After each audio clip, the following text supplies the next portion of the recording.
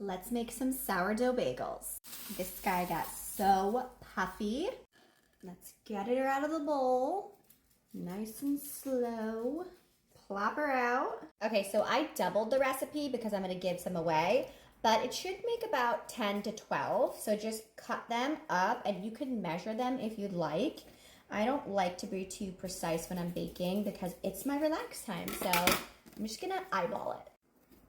Also, it depends on what you like because you could make them smaller or you could make them thicker. I like them a little bit bigger, so I'm just gonna do 10.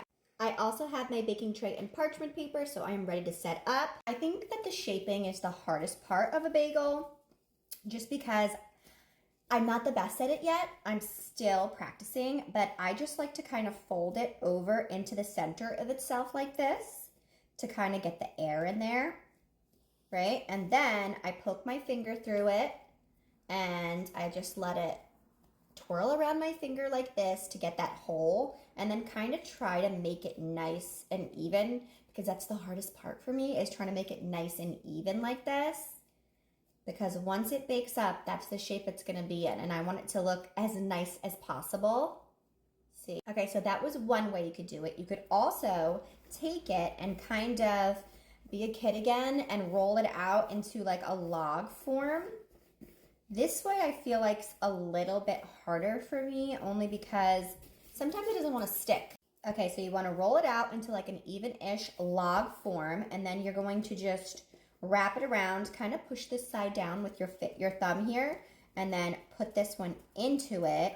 And I like to twist it a little bit just to make sure it's really on there. Be nothing worse than just have a log once you put it into the water and it fall apart.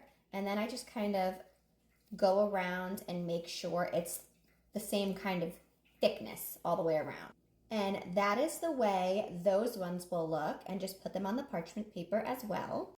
Whichever way you prefer, just keep on doing it until all your bagels are made, and then I'll show you the next step. This is only the third time I'm making bagels from my sourdough. The first time, they were horrible. They were totally dense, very chewy. And then the second time, I finally got a nice lift on them. They were so nice and airy.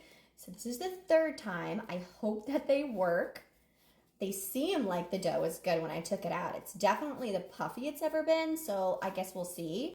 I think tomorrow I'm gonna try to do English muffins for the first time. I don't even like English muffins, but my daughter came home from her grandmother's and she loved them. She tried them there, so I'm like, well, something for me to try, I guess. And I'm also in the middle of cooking dinner, so I feel like I need 10 hands. Last one.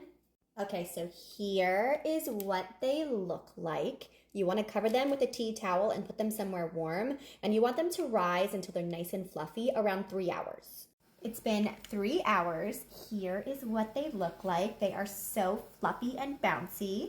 I have my water boiling here with a little bit of molasses, and I also have the oven on 425 preheating. Okay, so we're just gonna stick them in and we're going to let them float for 1 minute on each side, and then we're gonna take them out and immediately put everything, bagel seasoning or whatever topping that you want on it. And I just do 2 at a time, but whatever your pot will fit. And after you flip it once, you take it out. I put it right back on the same tray that we had it on. And before it dries, we're gonna top it. Top it with as much topping as you like. I like them a lot.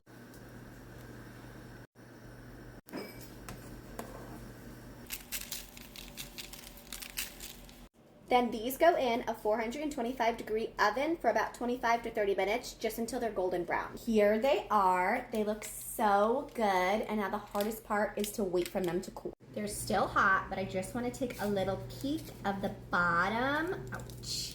Look at how nice. They came out so good, and they are so light and fluffy. I cannot wait to eat one tomorrow. It's the next morning.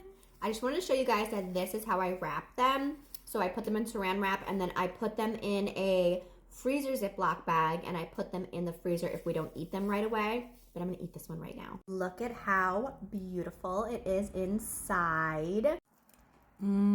There's like nothing better than a fresh bagel.